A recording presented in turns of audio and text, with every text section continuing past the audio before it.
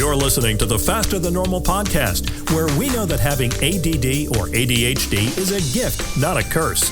Each week, we interview people from all around the globe, from every walk of life in every profession, from rock stars to CEOs, from teachers to politicians who have learned how to unlock the gifts of their ADD and ADHD diagnosis and used it to their personal and professional advantage, to build businesses, to become millionaires, or to simply better their lives. And now, here's the host of the Faster Than Normal podcast, the man who booked a round-trip flight to Tokyo just to write a best-selling book, Peter Shankman. Hey everyone, another episode of Faster Than Normal is coming your way, and it is sponsored by absolutely no one. I don't put ads on most episodes, so you can get the full enjoyment of the episode itself. Welcome to Faster Than Normal. My name is Peter Shankman. I am happy to have you here as always. Today, we are talking about ADHD, about productivity. We're talking about how everything can be a gift if you just learn to use it well, and we're talking about it with a man who's calling us in from India. His name is YK. Honestly, his initials for names, he's just like Vin Diesel or Triple X or Madonna.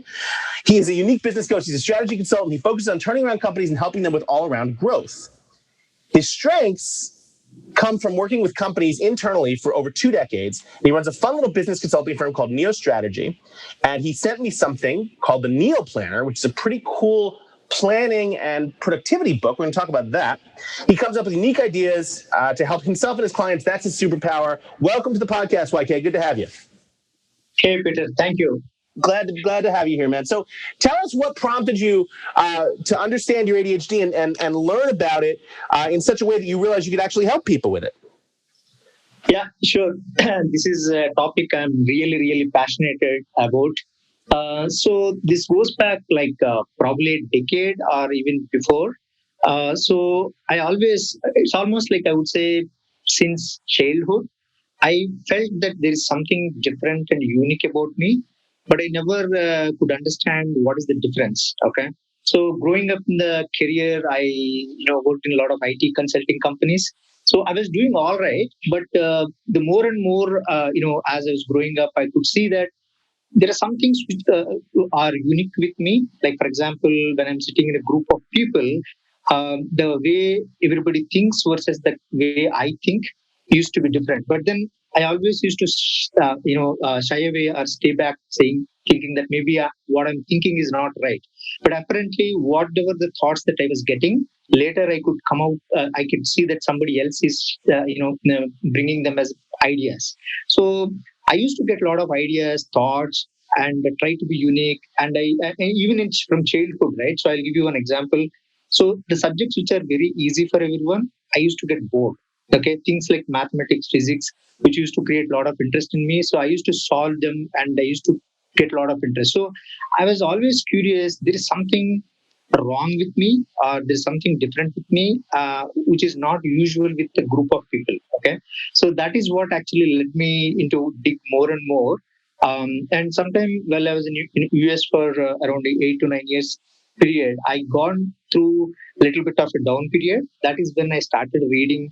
I consulted different people. I could not get the right answers. Then slowly I realized the whole game that I was going through is dopamine game.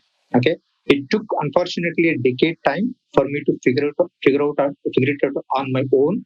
But then I'm glad that I found that. And later after I realized that this is what I have, and I went on and find my own strengths, what I'm good at, and that's how my journey started. Let me ask you a question though, because wasn't that growing up, being different and getting bored, didn't that get you in trouble? Weren't you, did you have like parents who were like, why can't you just focus? Why can't you pay attention? That's a lot of our listeners have talked about that being a huge problem. Yeah, that's interesting, Peter. But in my case, what happened was, I grew from a very small village in India. And I was, for that village, in the school, I was the topper. But then what people never realized was, let's say, if my capability would have been 100% for the effort I was putting, I was only getting, let's say, 80. or 75. Okay, so I always used to think that there is a gap between what I could do versus what I'm able to achieve. That underachievement or the missing achievement part was there. But since I came from a very small village, my standards there itself was very high. So people thought I was a super, I was doing very well. But then inside me, I knew that I am a lot more capable than that what I was delivering. You see what I'm saying? Yeah, that makes a lot of sense. That does make a lot of sense. So, as you grew and as you became an adult and you started in the corporate world, in the getting a job and everything, were you at any point working for a company where you're like, I just don't fit in. This doesn't work for me? Oh yeah, absolutely, absolutely. So that was the whole trigger, right? So actually, this is what. So I lived in United States for around 8-9 years, and then UK, US, UK, Australia, and so while I was in the customer facing roles, while I was doing the more of a consulting sales kind of a roles, I was doing fine. I was able to feel that I was fitting there. But then around 2010ish, 10 time, I came back to India. And once I came back to India, I was actually, asked or forced to do roles which are more like the more of a things which needs a lot of attention to details and a lot of, very detailed work, which is not my strength. Okay, I had to struggle a lot. That is when actually I started really, choking a bit, saying that this is not. I'm not. I slowly every year I started feeling that I was not fitting into the culture. I was not fitting into the kind of work. And one of the other thing was, I don't know, this is common with all the people with a ADHD type of a brain. Freedom is one of the top-notch value system for me. So the more I was growing in the corporate world, the lesser I was getting the freedom. Okay, so the combined with the misfit of my strengths with whatever the work was given, and the misalignment of my freedom, and that was completely knocked me off. That is when I actually discovered my strengths and I started my own consulting firm called New Strategy. That's when my happy journey or my real true self started coming out. Makes sense. When you went out on your own, did you receive any pushback? I know that when I started, and a lot of people who started and realized they just had to do this, if they didn't have a family that was used to that, or didn't come from an entrepreneurial family, it was difficult. It was, how are you? What are you going to do? How are you going to survive? This is not what we do. Did you encounter any of that? Yeah. Fortunately, actually, in my situation, it's the other way around, because my wife is actually very, very supportive to me, and she has seen me very closely, and she always wanted me to be happy, and she thinks that I have a lot of capabilities, but I never believed in so honestly. So she was very supportive, and at the same time, since I kind of scientifically know about my strengths, I did a good amount of piloting and experimenting before I jumped in fully. Okay, so one of my strengths is called strategic. So I used my own strategic in my career transition, and I did a lot of pilots before I actually made some money. I made some money before I took the final decision. So it was like a good amount of experimentation I have done, and I got the confidence. Of course, I did go through a little bit of anxiety and stress, but from a family point of view, there is a complete support to me. So I was lucky enough in that way. Makes a lot of sense.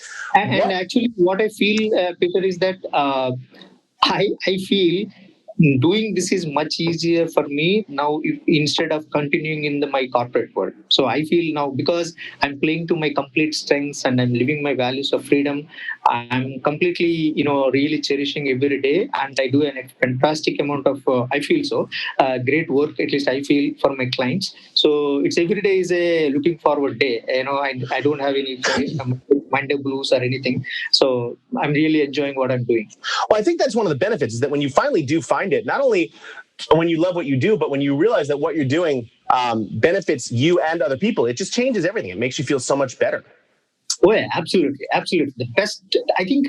See, this is one thing I will tell you, Peter. So, a lot of for ADHD people, and people say that know your strengths, play your two strengths. But I think the challenge is most people do not know how to find their strengths scientifically. Okay. In my case, I could go through that process scientifically. I really know what I'm good at, and of course, it took a lot of time. And once you latch onto your strengths, I think you'll play a superb game. So until then, it could be a struggle. So that is one of my key message, or the point I wanted to share with people is that, and so I think for specifically for ADHD people, strength is the only weapon they have. Okay, because the moment you try to focus on the generic things, you lose the game. So we all should know how to find our own strength scientific way, so that we can play a very, very powerful game. I think obviously, as great as it sounds, there's always it's never perfect, right? So tell us about sort of some of the problems that you have, or how you adjust to them, or the things that still drive you crazy. Yeah, I think, see, one thing I can tell you is that I don't know about others, but I have figured out on my own the whole crux of the formula. Okay, in fact, I'll share you my one of the PDF I wrote on about this ADHD thing. I have found this whole dopamine magic in the game a little ahead of the game. So basically, I have a very nice diagram called V diagram. There is a left side of the V and there is a right side of the V.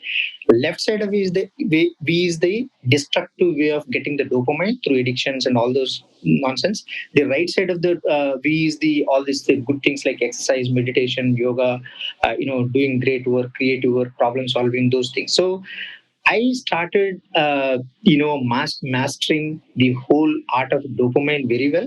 So as long as I'm managing my dopamine very well, I don't get into any issues. Okay, the days or times when I actually miss my dopamine management, that is when I will know that I'm. So now I would say that I'm pretty consistent, Peter, with my routine. I know I do regular meditation and regular exercise, some form or the other. So these things will keep me my dopamine fill. It's almost like this: every day morning I feel my dopamine and then I play my game. So the days when I don't feel my dopamine, I know that it's not going to be a great day. Tell me about your daily routine. Yep. So I basically morning. This is almost like from last 1.5 years, very pretty consistent. I wake up at 6 and 6:15. I have online yoga. So it goes for 1 hour. It changed my life really very well.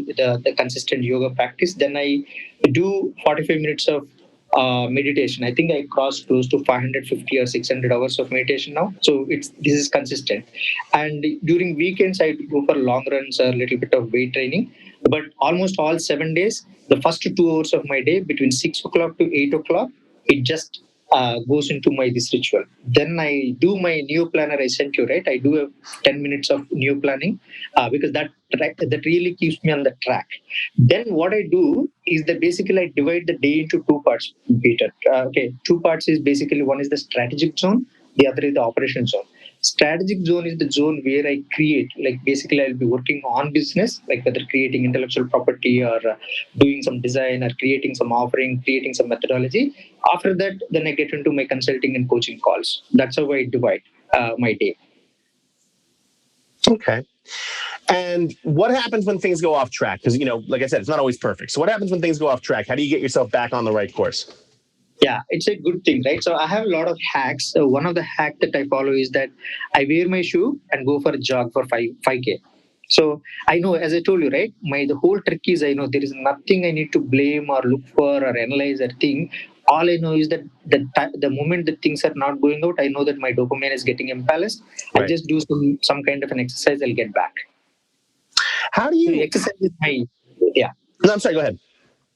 Yeah, exercise is one of my hack. I'll get back to the track. So basically, I refill my dopamine, either it is exercise or meditation, and then I get back to my track. How do you explain to people who might not have ADHD or understand the things that we go through why you do some of the things you do, or do you just simply not care? No, I don't care actually. So this is interesting, right? So this is in fact a frustration, and I'm a person. I'm not so much keen on making a social movement on these things, but then what frustrates me, I'll tell you again. It may be different in different countries. Let's say, for example, in India, or even not just in India, in some of the other places also. When I speak about ADHD, right? In fact, I was talking to one of my clients today, if I say ADHD, the first thing that they say is that, oh, it's for kids. You don't have ADHD, right? First of all, they don't understand what ADHD is. Second, they think that, oh, this is some attention problem. The third thing they say is that, yeah, everybody is distracted. So I feel, oh my God, you have no idea what we are talking about. So kind of what I realized, Peter, is that it is very difficult to explain to a non-ADHD person about ADHD. Yep. Okay, it is. because So what do you wind up telling them? Okay, I mean, normally I don't tell them anything. So I just tell them that if at all, if somebody tries that, why are you doing all these things? I mean, why do you need to be so particular about rituals? I don't take certain things and all those things. I just say, I have a different kind of a brain.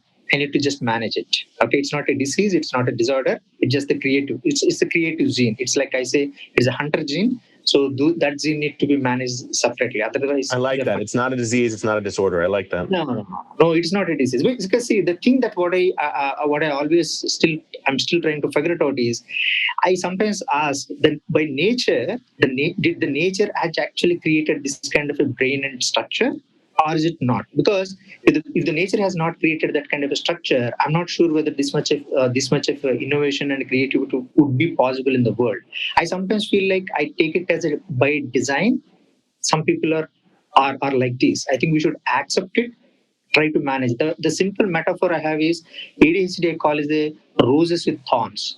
You need to manage how to you need to manage the thorns and appreciate about a rose. You are like a roses with thorns.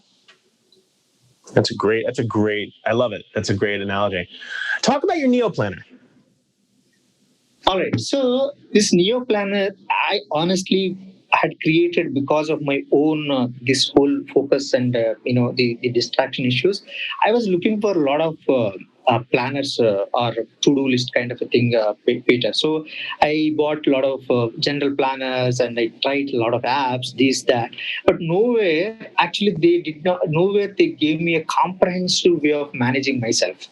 Okay. So what I meant is that so when we talk about the productivity, Peter, right? What is that people will say? They'll say, "Oh, you have a task and you do it." But I never believed that concept because it's not about tasks, right? I can wake up and finish 5 tasks, but that's not just the complete thing, right? So this is where I designed a concept. Okay, after researching so many of them, I got really frustrated because I was not getting what kind of planner I want. Then I went ahead and created a framework. You can see that in the planner, it's there on pyramid. It is called Neo Productivity. Neo productivity is basically a four-layer, productivity management tool. Basically, you have to manage your life productivity. What is life productivity? Life productivity is about having the right values, right beliefs, right purpose for your life. Those things, all the nature's aligned belief system you should have. Because you may be doing 100 great tasks. What if your value system is completely screwed up? Right, that's not productivity, right? So you cannot just measure a person's productivity just by number of tasks. So one is the life productivity. Then comes to the mind productivity, your ability to do deep work, your ability to create creative work. All those things has comes under the mind productivity, right? How much your mind is focused to do deep work. Then comes to the strengths productivity. This is where all of us we are born with some unique talents, right? So you need to basically see how much of your talents or strengths are you able to leverage. That's called strengths productivity. Once you tackle the life productivity, mind productivity, and strengths productivity, then comes to task productivity. If you manage first three layers, task productivity become very natural, phenomena actually. Okay, it will be taken care. So whereas the entire world talks about only task productivity. So that is when I created this structure and I designed this. In fact, honestly, I created this for myself. Later on, a lot of my clients used it and they found it very useful. That is when I kind of created as a product. So it is really beneficial. It really, I would say, it's. I don't know about the world, but definitely one of the first planner which comprehensively talks about your life, mind, strengths, task productivity. It is a complete handle of your whole life. That's the beauty about this planet. I love it. I love it. Awesome. YK, how can people find more about you? Where can they go? Yeah, the best way is they can WhatsApp me. I'm a most active person on the WhatsApp. I'll give my number. I'm in India, so code is 9191 hyphen 9949211399. I'll repeat again 91 hyphen 9949211399. Or they can also reach me on YK at neostrategy.in. YK at neostrategy.in. Awesome. Very cool. YK, thank you so much for taking the time. I appreciate it. Thanks, Peter. Thanks for having me. Okay, you take care. Bye-bye. Guys, you've been listening to Faster Than Normal. Thank you so much for listening. As always, if you like what you hear, drop us a note, leave us a review. We'd love to have you. If we can answer any questions, shoot me an email, peter@shankman.com, or tweet me, Facebook me, Instagram me, whatever. I'm everywhere. We will see you next week with an all-new interview. Thank you so much for listening. And remember, ADHD is not a curse. It is not a condition. It is not a disease. It is a gift. We just need to learn how to use it. See you guys next week. You've been listening to the Faster Than Normal podcast. We're available on iTunes, Stitcher, and Google Play, and of course at www.fasterthannormal.com. I'm your host, Peter Shankman, and you can find me at peter@shankman.com and at Peter Shankman on all of the socials. If you like what you've heard, why not head over to your favorite podcast platform of choice and leave us a review? The more people who leave positive reviews, the more the podcast is shown, and the more people we can help understand that ADHD is a gift, not a curse. Opening and closing themes were performed by Stephen Byram, and the opening introduction was recorded by Bernie Wagonblast. Thank you so much for listening. We'll see you next week.